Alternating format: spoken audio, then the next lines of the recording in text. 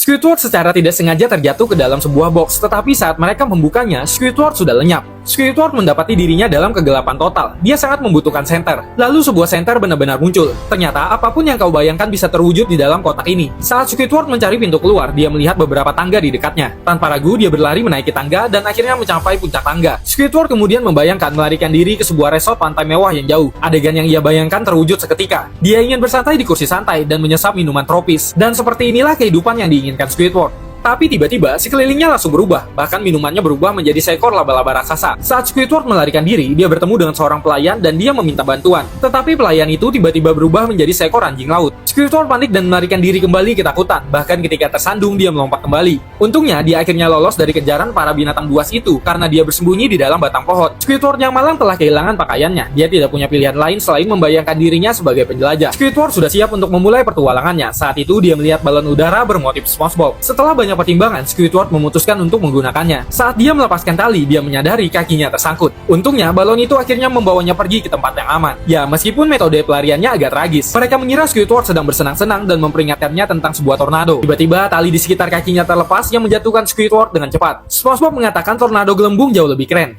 Awan gelembung besar langsung berputar di sekitar Squidward. Gelembung raksasa benar-benar menyelimutinya. Dengan aman, berbantalkan gelembung itu, dia mendarat tanpa cedera. Lalu Patrick memperingatkannya tentang dinosaurus. Squidward tiba-tiba langsung dikejar oleh dinosaurus. Dia hanya bisa dengan panik menghindari serangan-serangan itu. Untuk menyelamatkannya, SpongeBob menyarankan agar dia segera membayangkan tempat favoritnya. Squidward segera membayangkan sebuah klub jazz. Begitu keluar dari bahaya, dia langsung membayangkan dirinya berdandan. Seorang pelayan bahkan berjalan untuk menuangkan secangkir kopi untuknya. Squidward mencoba mencicipi kopinya hanya untuk menemukan rasanya seperti batu. SpongeBob kemudian bertanya, di mana dia berada sekarang? Squidward mengatakan dia berada di ruang kosong. SpongeBob mengatakan itu adalah dimensi Dodel, jadi dia harus berhati-hati dengan orang-orang pensil. Dan benar saja, orang pensil yang mirip dengan SpongeBob pun muncul lalu menyerang Squidward. Squidward dengan cemas bertanya bagaimana caranya melarikan diri dari kotak itu. Patrick mengingatkannya untuk menggambar pintu keluar. Tetapi Squidward tidak memiliki pena. Dia akhirnya pun menggunakan tinta di dalam dirinya. Squidward akhirnya berhasil melarikan diri dan keluar dari kotak itu. Melihat sekelilingnya yang dikenalnya, dia sangat gembira meskipun dia tidak tahu kemana SpongeBob dan Patrick pergi.